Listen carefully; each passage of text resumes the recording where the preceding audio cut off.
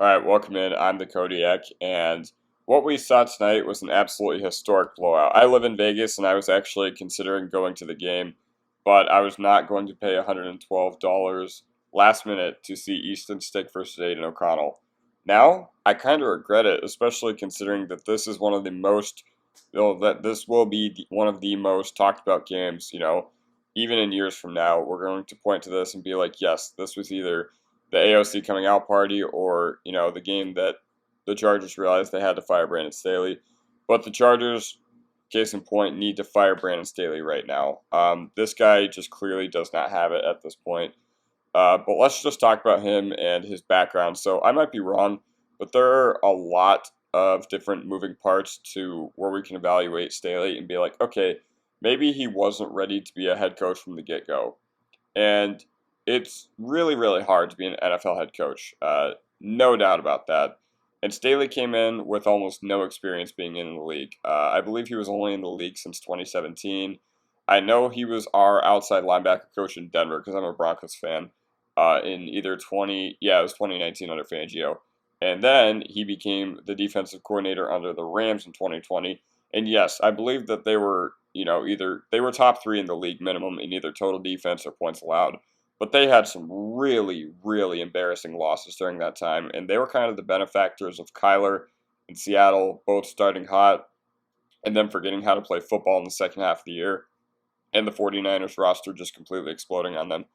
I think all of this is more of Spanos' fault by hopping on the, young assistant in McVay's staff bandwagon that had kind of, pursued over the NFL over the past few years. But, I mean, it didn't really make sense to me because if you're going to hire a McVay assistant, shouldn't they be from the offensive side of the ball, not the defensive? I don't know. But either way, Staley is just way in over his head. I don't know how much of this falls on Telesco, and I don't know if Tom Telesco is going to be back within the Chargers organization. They clearly can get players. I mean, they clearly know what they're doing.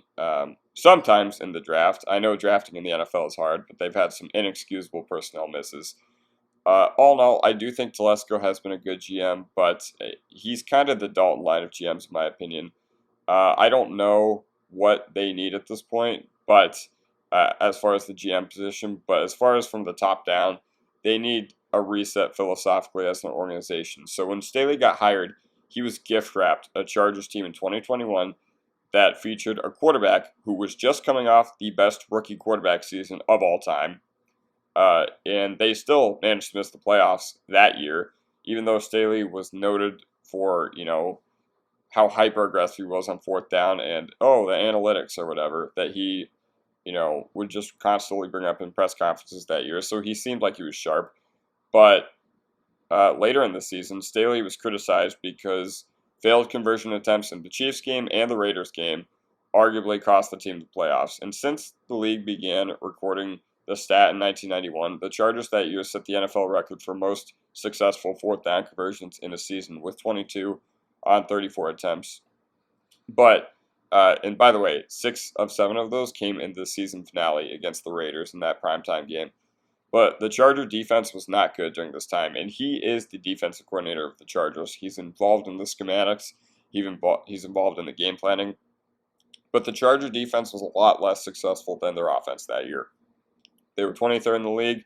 They were bottom 5 in yards and touchdowns conceded against the run, and yards per rush as well. They also had the worst third down defense in the league by far, allowing their opponents to convert almost 50% of the time. So, yeah, I don't know. That 2021 year was kind of a fluke, and it really just showed the ceiling of what this Chargers team could be, even though Herbert was absolutely unreal that year. But Herbert is only regressing. He looks broken, not just physically, not just his index finger. He looks broken mentally, too. After 2021, Joe Lombardi had Justin Herbert playing Alex Smith and Teddy Bridgewater check down football. But the problem I have with everything is, okay, people who are attacking Staley as a person for the last 2 years are confusing professional failure with personal failure. Staley himself did not do anything wrong. The only thing he's really done that's bad is light up reporters for asking questions that he doesn't want to answer.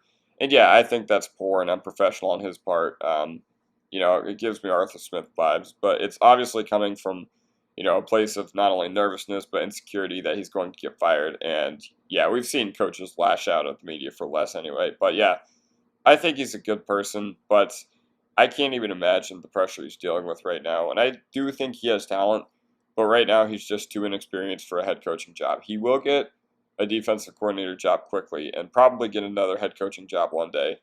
But I don't know. He didn't do anything wrong, specifically as a human. Like we don't know anything about how he is in the building. I assume he's not an asshole because in those victory speeches, it looks like the guys are ready to go to war for him. But Staley should have just never been hired with minimal NFL experience, and it's been obvious from the beginning that he was in over his head and he was too arrogant to realize it. Any other NFL team would have recognized it too and would have 1,000% fired him after they melted down in the Jacksonville game in order to contain the damage and move on.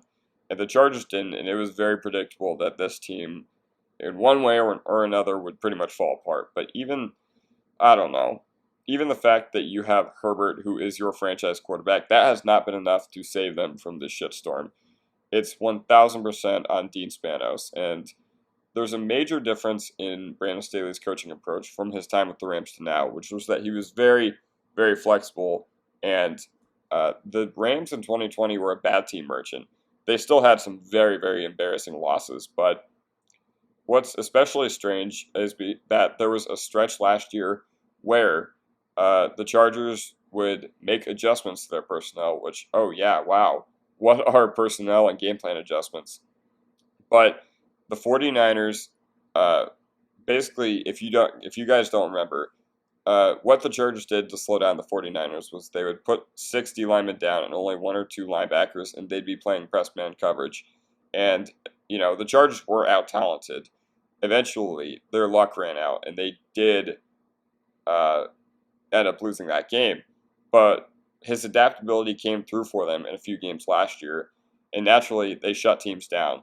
This year, nothing has changed from a schematic standpoint. He's decided to play musical chairs with the starts instead, and he probably just gave up on his true beliefs and catered to the media. LA media, by the way, even though the Chargers don't really have that big of a fan base, LA media just can't be the easiest to deal with, and maybe it's just too big for him. I think he just caved to the media and got worse as a result. And now he's stubborn and won't change as he's hardened and isolated, and he's going to get fired. Like, I don't know if it's tomorrow. It could be tomorrow when I wake up, or at least he's going to dial back the defensive coordinator duties, and then they're going to let him finish out this year. But one thing we shouldn't gloss over is Sean Payton lived in LA last year. He loves California, and he was practically begging to be the head coach for this Chargers team, but Spanos didn't want to shell out the money. And not many teams can compete with the war chest that the Walmart Broncos have, so I don't blame them for not going for it. But think about what could have been if Spanos was just willing to shell out a little bit of money. They also chose wrong. They interviewed Dable the same coaching cycle and didn't get him either. So I'm genuinely wondering if Staley has lost the locker room by this point, because dudes on offense have to be so done with his bullshit by now. I know they'll deny it to the media, but there's no way they aren't questioning his coaching at this point. There's been a few just disastrous personnel decisions. For example, J.C. Jackson in particular was a disaster. Quentin Johnston has already been a disaster. Kenneth Murray, he completely ruined his development, especially for a defensive guru. This team is lost without Herbert and Keenan, and they looked Carolina level bad tonight. So I don't know how they proceed from here, but they cannot keep Brandon Staley coaching this team. All right, I will see you guys next time. Peace.